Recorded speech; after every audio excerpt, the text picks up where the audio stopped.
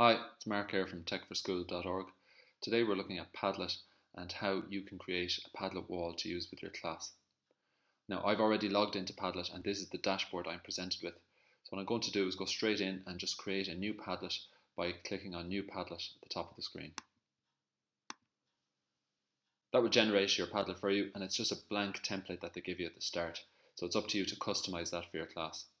I'm going to click on the cogwheel here to modify my Padlet. Now I'm not going to look at every single setting today. What I'm going to do is look at the main settings to get you started if you've never used Padlet before. The first thing to do is give your Padlet a title. So I'm going to imagine that I'm working on a project on Vikings with my class. So I'll type in my heading, Vikings, you can see that appear, and underneath a description, I'm going to ask my class to please provide some information you have learned about Vikings. You could pick a portrait or tag it if you wanted. I'm not going to look at that at the moment. I'll just jump straight into wallpaper. Here's where you can customize your background, give it any background that you choose. Again, it doesn't really matter. For this, I'll just pick a corkboard. The layout is important. I would always go for a grid, reason being that if you select freeform, the posts can all appear on top of one another. The one I always like to select is a grid. You could try stream, but I have found over the years that grid will work best. Privacy I won't come to yet. I might look at that at another post at a later date. I'm going to go straight down to address because this is important.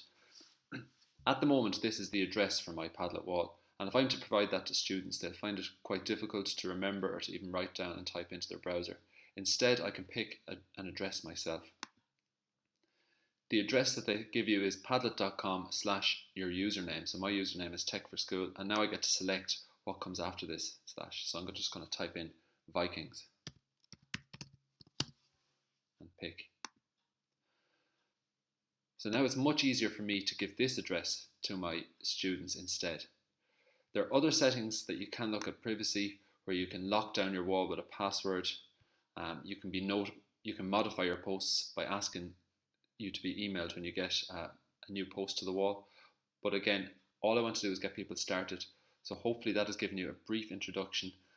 Your students can now go onto your wall, double click anywhere on the screen, give it a title. I often ask them to put in their name and their fact about Vikings. So I can type in Vikings come from Scandinavia. You can also add in a link, a photograph, a URL. So here you can see a link from a web. I can upload a document, a PowerPoint, a Word document, whatever I want. I can add up images or I can take a photo. So you can see how it can be a great place for sharing information with a group of students. Okay, that's it for now. Thank you. Bye.